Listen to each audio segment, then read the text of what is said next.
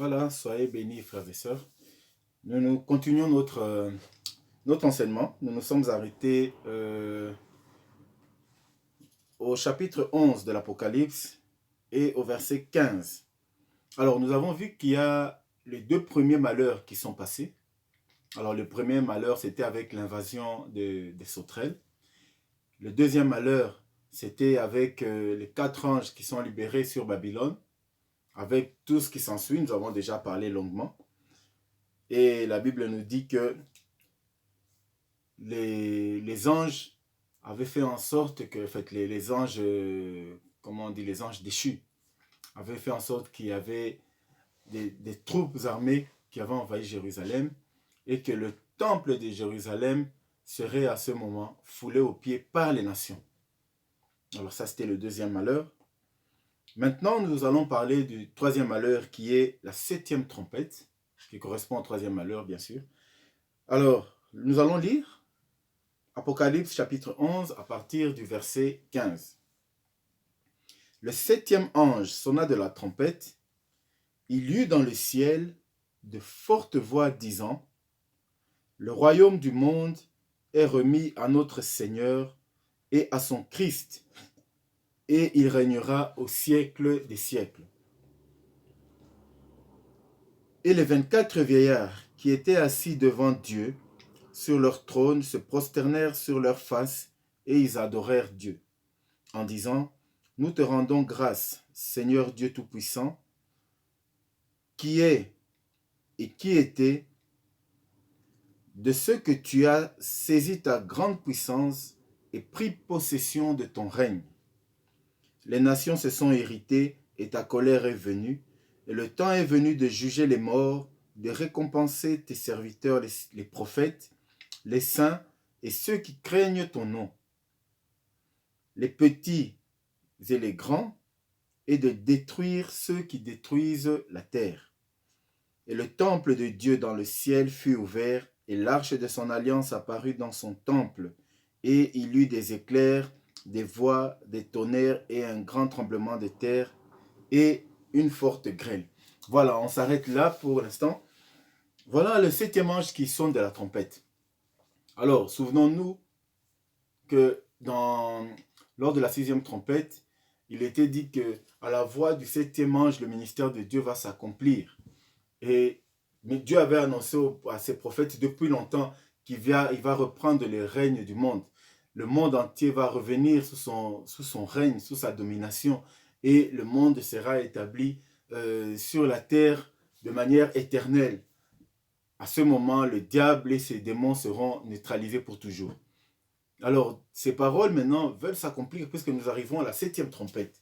Et la Bible nous dit ceci : lorsque l'ange sonna de la 7e trompette, il eut dans les ciels une forte voix qui disait : le royaume du monde est remis à notre Seigneur et à son Christ, et il régnera au siècle des siècles. Mais comprenons une chose, ici nous sommes à 3 ans et demi du début de la tribulation.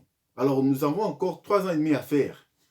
Mais au début à la fin de ces 3 ans et demi, lorsque l'ange sonne de la trompette, la Bible dit que le royaume de Dieu est remis, le royaume de toute la terre est remis à notre Dieu. Mais nous pouvons nous poser la question parce qu'il y a encore 3 ans et demi. C'est-à-dire que le royaume n'est pas vraiment remis à notre Dieu puisque ça continue encore. Il y a encore 3 ans et demi à faire. Mais nous devons comprendre une chose. Et ça, c'est toute la force de la prophétie. Lorsque Dieu nous dit quelque chose, lorsque Dieu nous promet quelque chose, la Bible nous dit qu'une fois qu'il a déclaré de sa bouche, la chose est déjà accomplie. Maintenant, le temps qui sépare lorsque Dieu donne sa parole et l'accomplissement de la chose, pour nous les hommes, nous trouvons toujours que c'est long. Nous disons que voilà, Dieu a promis que j'aurai des enfants. Voilà, ça fait déjà 2 ans, 3 ans, 5 ans que je n'ai pas d'enfants. Mais est-ce que la promesse de Dieu tient toujours? Mais lorsque Dieu vous a dit quelque chose, Dieu vous donne une parole pour votre vie, soyez sûr que cela est déjà accompli. Ne cherchez pas à voir. D'ailleurs, Jésus a dit : heureux ceux qui ont cru sans avoir vu. Donc quand vous croyez, quand vous avez la foi, vous savez que la chose est déjà accomplie. D'ailleurs, vous allez voir, nous avons l'exemple d'Abraham et de Sarah. Lorsque Dieu dit à Abraham que je te donne une postérité, ben, nous voyons le temps que ça a pris. Abraham a eu un enfant même avec Agar. L'enfant a eu 14 ans avant que Sarah puisse concevoir. Donc, vous voyez le temps que cela a pris. Le temps que cela a pris. Alors, pour nous les hommes, nous considérons le temps parce que je dis toujours qu'au niveau du ciel, au niveau de Dieu, le temps n'existe pas. Le temps n'existe pas. Le temps, c'est un système qui est sur la Terre, où nous avons des minutes, des secondes, et voilà, le soleil qui tourne, la Terre qui tourne autour du soleil, et voilà, nous voyons que tout ce que nous faisons est lié à un temps précis. Mais au niveau de l'éternité, le temps n'existe pas. Donc lorsque Dieu dit quelque chose, au niveau du ciel, la chose est déjà accomplie. Maintenant, sur la Terre, le temps que cela arrive et que nous voyons physiquement, pour nous, nous considérons qu'il y a un certain temps, mais pour Dieu, la chose est déjà accomplie au niveau du ciel. C'est pourquoi même la Bible nous dit que l'agneau a été immolé avant la fondation du monde. Comment pouvons-nous expliquer alors que sur la terre, nous disons qu'il n'y a que 2000 ans? Ça fait seulement 2000 ans depuis que Jésus était sur la terre et qu'il a été immolé. Mais la Bible nous dit que l'agneau était immolé avant la fondation du monde. Donc vous comprenez que la notion du temps au niveau du ciel et au niveau de la terre n'est pas du tout la même chose. Et nous devons toujours avoir à l'esprit que lorsque Dieu nous dit quelque chose, lorsque Dieu nous promet quelque chose, et lorsque nous demandons quelque chose à Dieu, puisque Jésus nous a dit, tout ce que vous demanderez en priant, soyez sûr que vous l'avez reçu, et vous le verrez s'accomplir. Alors, quand nous prions et que nous ne voyons pas encore la chose s'accomplir, des fois nous nous posons des questions. Mais lorsque Dieu nous a déjà répondu, le temps de Dieu et le temps des hommes n'est pas la même chose.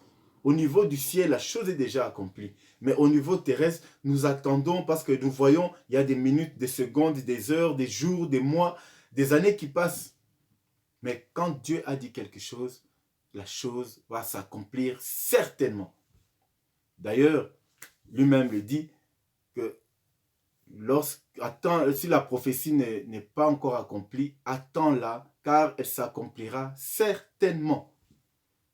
La parole de Dieu ne reste jamais sans résultat. La parole de Dieu ne peut pas être dite et passer sans effet. C'est impossible. C'est impossible puisque c'est lui qui est le maître des temps, c'est lui qui est le maître de tout.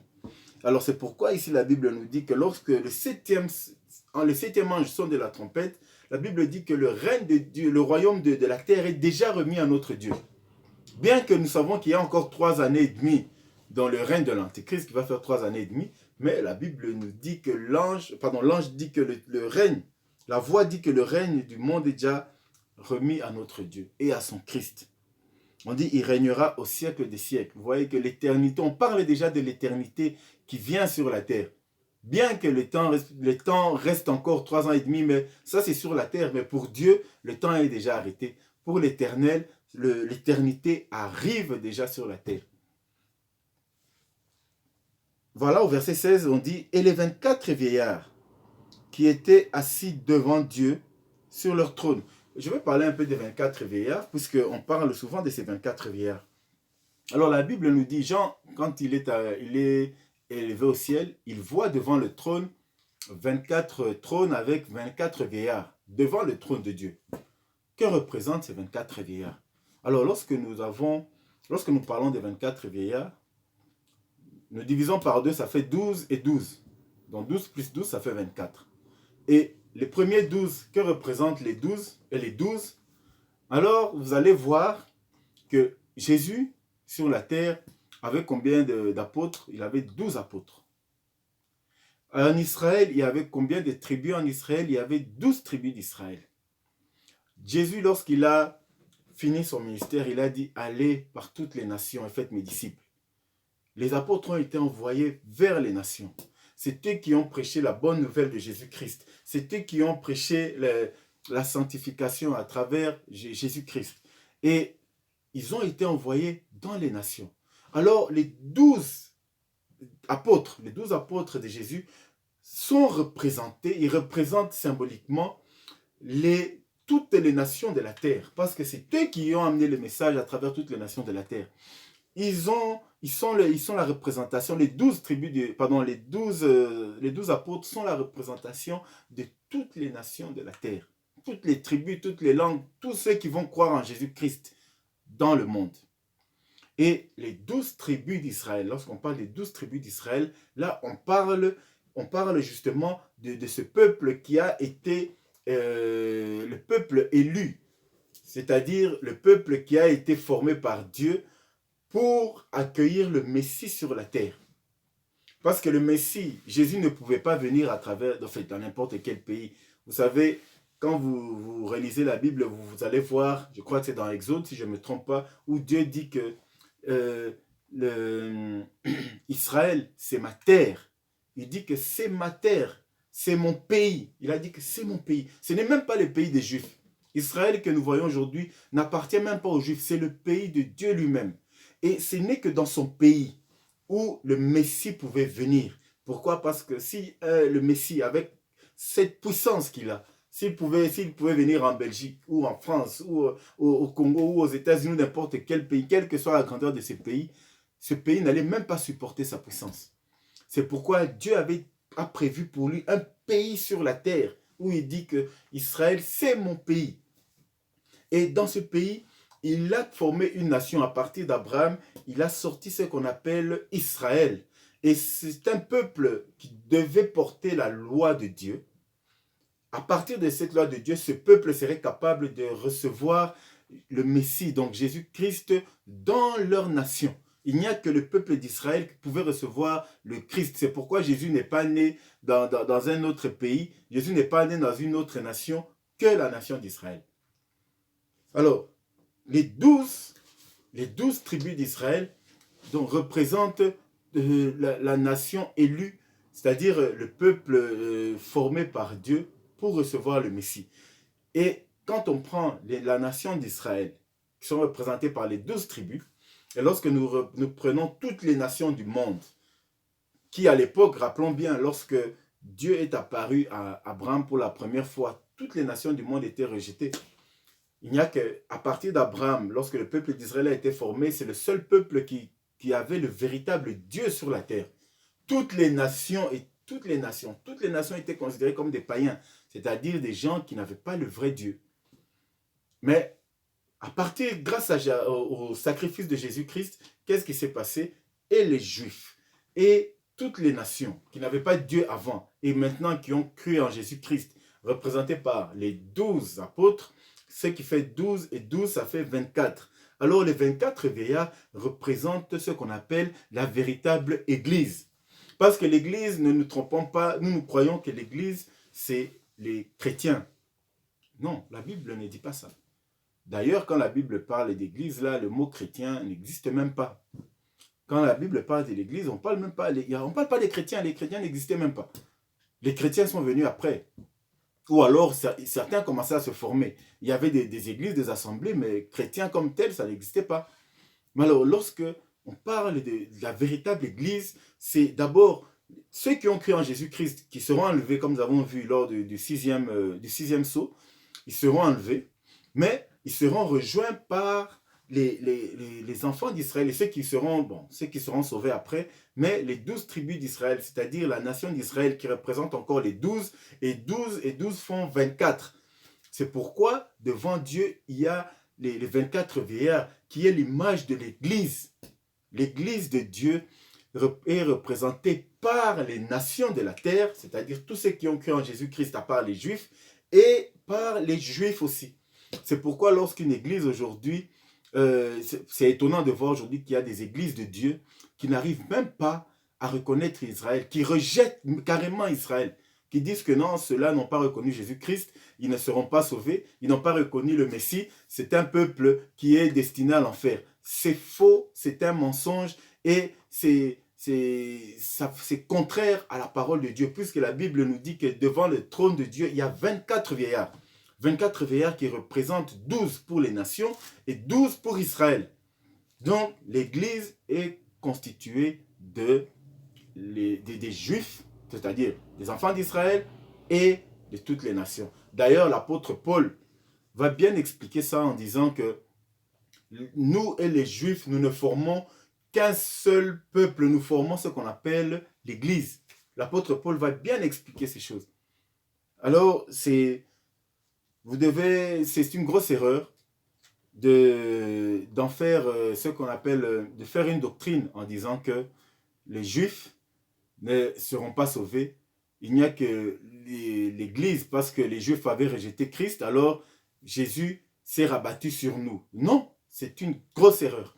Donc, l'Église, la véritable Église qui est l'épouse du Christ, elle est constituée des nations représentées par 12 et elle est constituée d'Israël aussi, représenté par 12. Et 12 plus 12, ça fait 24. C'est pourquoi devant le trône de Dieu, il y a la représentation de l'Église qui est de 24. Donc voilà, c'était juste pour parler des 24 vieillards. Alors, revenons à notre texte. Donc au verset 16. Et les 24 vieillards qui étaient assis devant le trône, devant Dieu, sur leur trône, se prosternèrent sur leur face et ils adorèrent Dieu. Alors nous voyons que les 24 vieillards étaient dans l'adoration. Pourquoi? Parce que lorsque le 7e ange sonne de la trompette, le royaume, tout le royaume est remis à notre Dieu, comme Dieu l'a voulu à l'origine. En disant, nous te rendons grâce, Seigneur Dieu Tout-Puissant, qui est et qui était, de ce que tu as saisi ta grande puissance et pris possession de ton règne. Donc il glorifie Dieu parce que Dieu maintenant, il a laissé le temps. Dieu a parlé. Dieu a parlé. Il a averti comme il pouvait. Beaucoup sont venus à lui et d'autres n'ont pas voulu. Mais maintenant, il est temps que Dieu vienne rétablir son règne, qu'il vienne lui-même pour mettre fin au royaume, au règne du diable et reprendre la possession de toute la terre et de son univers, de toute sa création. Alors c'est pourquoi les 24 vieillards, donc l'Église est en train de rendre gloire à Dieu. L'Église est en train de rendre gloire à Dieu. Quelle prophétie! On continue. Les nations se sont irritées et ta colère est venue. Et le temps est venu de juger les morts, de récompenser tes serviteurs, les prophètes. Une précision, la Bible dit, qu'est-ce qu'ils disent les 24 vieillards? Ta colère est venue de juger les morts. Il ne parle pas des vivants. Dieu ne vient pas juger les vivants. Dieu vient juger les morts. Pourquoi? Parce que les vivants sont déjà sauvés. Les vivants, c'est-à-dire ceux qui ont cru en Jésus-Christ. Ceux-là qui seront renouvelés. Ceux-là qui auront la vie éternelle. Ceux-là qui reviendront pour la vie éternelle, qui ont marché dans la volonté de Dieu, ceux-là sont ce qu'on appelle ceux qui ont la vie éternelle. Mais ceux qui n'ont pas marché dans la volonté de Dieu, ceux qui se sont opposés à Dieu, ceux-là, même s'ils sont vivants, l'apôtre Paul disait qu'ils sont, vous êtes morts bien que vivants. Alors Dieu, quand il vient pour juger les morts, c'est-à-dire tous ceux-là qui se sont opposés à l'Éternel, tous ceux qui se sont opposés à la volonté de Dieu, ceux qui sont morts spirituellement et physiquement, ces gens-là, c'est eux qui vont subir ce qu'on appelle le jugement. Parce que là, on va relire, donc le temps est venu de juger les morts. Donc de juger les morts. Parce que dans le jugement, frères et sœurs, en réalité, qu'est-ce qui se passe? Ceux qui étaient morts sans la volonté du Christ, ceux qui n'ont pas connu Jésus, qui n'ont pas voulu connaître Jésus, qui ont choisi volontairement la voie du mal, quand ils seront ressuscités, quand ils reviendront à la vie lors du jugement, la Bible dit qu'ils seront jugés, ils reviendront à la vie pour la mort éternelle, c'est-à-dire ils sont déjà morts, puisque déjà ils sont dans les lieux de tourment. Quand ils reviennent, c'est pour être jetés dans les lacs de feu. Donc ce n'est pas pour dire voilà, Dieu va dire voilà, je te donne 60%, voilà, tu peux passer. Non, ce n'est pas ça. Celui qui était déjà dans le séjour des morts, dans les lieux de tourment, il reviendra à la vie, mais pour être jeté enfin dans les lacs de feu. Et c'est ce qu'on appelle la mort éternelle, la mort définitive.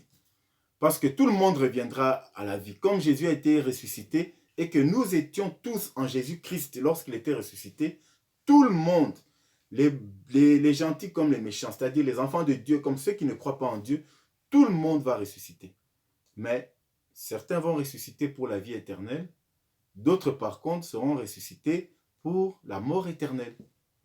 Et c'est pourquoi les 24 vieillards sont en train de louer Dieu en disant que le temps est venu où tu viens pour juger les morts, pas les vivants.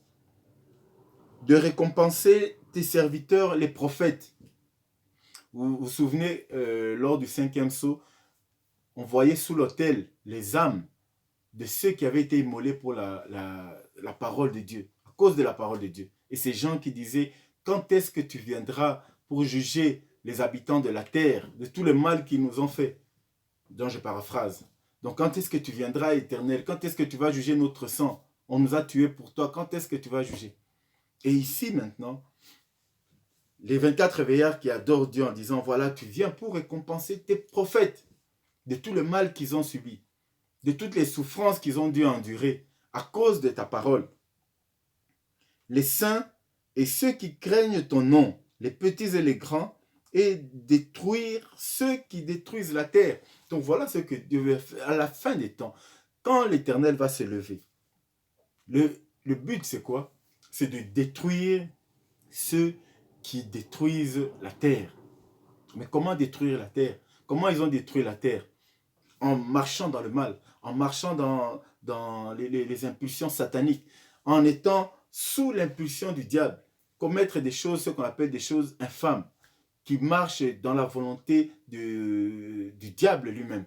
Et tous ceux qui ont marché dans la volonté de Satan sont en train de détruire la terre. Vous voyez qu'ici la Bible ne parle pas de détruire seulement les hommes, non. Il s'agit des hommes, des animaux. En réalité, toute la terre souffre, c'est-à-dire les hommes, les plantes, les animaux, tout ce qui est dans la terre, même l'air souffre parce que tout est pollué à cause des péchés, à cause du mal. Et la terre est détruite à cause des puissances sataniques, à cause de cette impulsion diabolique. Les hommes se sont lancés dans le mal. Les hommes se sont attachés aux choses du mal. Et c'est pourquoi la Bible dit qu'il vient pour détruire ceux qui détruisent la terre. D'ailleurs, tellement que la terre sera détruite, la Bible nous dit qu'à la fin, lorsqu'il y aura une nouvelle terre et un nouveau ciel, donc vous voyez que tout sera restauré. Dieu sera obligé de restaurer la terre. Il y aura une nouvelle terre. Ça ne sera plus exactement la terre que nous voyons, ça sera une terre tout à fait renouvelée. Pourquoi? Parce que la terre est complètement détruite par le péché. La puissance du péché, vous savez, le péché ne détruit pas seulement l'homme. Le péché peut détruire tout ce qui est autour de l'homme. Nous avons, avec Adam, cet exemple. Nous voyons que lorsque Adam et Ève ont péché, d'apparence, ce n'est pas un si grand péché parce qu'ils ont pris juste une pomme. Ils ont mangé, on peut se dire, bon, vraiment, quel était ce grand péché? Ils ont pris juste une pomme, ils ont mangé. Humainement, on peut se dire que ce n'était pas si grave. Mais, le fait d'avoir désobéi à Dieu, le fait d'avoir ouvert cette porte afin que le mal puisse entrer dans le monde, ça n'a pas détruit que l'homme. Le péché est entré jusque dans les plantes, dans les animaux, dans tout ce qui est sur la terre. D'ailleurs, nous avons lu un verset où on dit que même les bêtes féroces, les hommes seront même tués par des bêtes féroces. Donc vous imaginez que même les animaux s'en prennent à l'homme. Les animaux sont sous l'impulsion du diable. C'est incroyable. Pourquoi? À cause du péché. Donc le péché ne s'arrête pas qu'à l'homme. Le péché touche tout ce qui est autour de l'homme. Tout. C'est pourquoi la Bible dit que Dieu vient détruire ceux qui détruisent la terre. On continue. Et le temple de Dieu dans le ciel fut ouvert et l'arche de son alliance apparut dans son temple. Donc vous imaginez que à cause de cette louange, par cette louange, la louange que les 24 veillards ont donnée à l'Éternel, cette louange qui ramène, en fait, qui parle de la grandeur de notre Dieu, du rétablissement de son règne. À cause de cette grande louange, qu'est-ce qui se passe? Le ciel s'ouvre, le temple de Dieu s'ouvre, l'arche de l'alliance. Donc Dieu marque son alliance, l'alliance qu'il a faite avec l'homme dès le commencement. Dieu maintenant vient établir son alliance. Vous savez que l'arche d'alliance qu'on avait sur la terre, c'est-à-dire dans le temple, ou dans le tabernacle au temps de Moïse, cette arche d'alliance n'est que l'image de l'arche qui se trouve véritablement au ciel, de cette arche éternelle. D'ailleurs, la Bible nous dit que, c'est dans Jérémie, je crois, où on dit que après l'homme, les enfants d'Israël ne vont même plus se souvenir de cette arche. Pourquoi? Parce que la véritable arche sera sur la terre. Et l'arche, c'est Jésus-Christ lui-même. Il sera avec nous pour l'éternité. Donc, ils n'auront plus à se souvenir de l'image qu'ils avaient. D'ailleurs, nous pouvons lire ce verset. Je crois que c'est dans Jérémie chapitre 3. Jérémie chapitre 3. Lisons rapidement. Voilà, Jérémie chapitre 3. Voilà, Jérémie chapitre 3. Voilà, je vais commencer au verset 16. Alors, je lis Jérémie chapitre 3, verset 16. Lorsque vous aurez multiplié et fructifié dans le pays, en ces jours-là, dit l'Éternel, c'est-à-dire au temps de la fin, on ne parlera plus de l'arche d'alliance de l'Éternel. Elle ne viendra plus à la pensée. Vous imaginez qu'on ne peut plus parler de l'arche d'alliance. On ne parlera, ça ne viendra même plus à la pensée, cette arche. On ne se la rappellera plus, on ne s'apercevra plus de son absence. Et l'on n'en fera point une autre. Donc imaginez que les Juifs qui sont tellement attachés à cette arche d'alliance, mais on dit que l'Éternel dit qu'à la fin des temps, à ce moment-là, on ne va même plus parler de cette arche d'alliance. Ils ne vont même plus se souvenir de ça. En ce temps-là, on appellera Jérusalem le trône de l'Éternel. Jérusalem sera le trône de l'Éternel. Pourquoi? Parce que c'est à Jérusalem. C'est à Jérusalem. Là, il y aura ce qu'on appelle la nouvelle Jérusalem, la Jérusalem céleste qui va s'installer, comme nous allons voir plus tard. C'est Jérusalem qui descendra du ciel. Mais quand la Jérusalem céleste sera établie, ça sera le règne de Dieu, de notre Christ pour l'éternité. Plus besoin de faire l'arche d'alliance parce qu'il est l'arche d'alliance. Il est lui-même cette arche d'alliance. Nous n'avons plus besoin de faire alliance, de chercher cette boîte qui, à ce moment peut-être qui sera perdue, on n'en sait rien. Mais la Bible nous dit que Jérusalem, on va relire en ce temps-là, on appellera Jérusalem le trône de l'Éternel. Donc le trône de l'Éternel sera la nouvelle Jérusalem qui sera établie pour l'éternité. Alors c'est pourquoi, vous voyez ici, si on revient dans notre chapitre 11 au verset 19, il dit qu'on voit dans le ciel le temple qui s'ouvre et l'arche d'alliance, c'est-à-dire que la véritable arche d'alliance qui est le Christ lui-même, cette arche d'alliance qui vient pour s'établir sur la terre éternellement. Vous voyez la septième trompette. Donc la septième trompette, avant de parler de catastrophe, commence par donner une gloire immense à l'Éternel. Parce que n'oublions pas que la septième trompette, on parle du troisième malheur. Mais avant de parler du troisième malheur, ici, on ne fait que parler de la gloire de Dieu. Donc cette gloire qui viendra s'établir pour l'éternité. On continue donc, l'arche d'alliance apparut dans son temple. Il y eut des éclairs, des voix, des tonnerres, un tremblement de terre et une forte grêle. Donc voilà maintenant que l'Éternel qui vient dans toute sa puissance. Dans toute sa puissance, nous voyons les marques de sa puissance, la grêle, le tonnerre, les éclairs. Donc, Dieu maintenant qui vient établir son règne. Mais comme je vous ai dit, il y a encore 3 ans et demi, puisque cela ne se passe qu'à 3 ans et demi. Il reste encore 3 ans et demi. Mais l'Éternel, lorsqu'il a déjà arrêté quelque chose, ce n'est plus le temps sur la terre qui compte. Mais au niveau du ciel, cela est déjà accompli. Et maintenant, il va établir son royaume définitivement sur la terre. Voilà le début. Voilà comment commence cette septième trompette. Et maintenant, nous allons voir quel est ce malheur, puisque nous souvenons qu'il y a 3 malheurs, et la septième trompette correspond au 3e malheur. Nous allons essayer de voir maintenant quel est ce malheur. La Bible a commencé par nous montrer la gloire de Dieu qui vient rétablir son règne éternellement. Mais le malheur va suivre. Quel est ce malheur qui va s'établir après la septième trompette? Nous allons voir ça tout de suite. Que Dieu vous bénisse.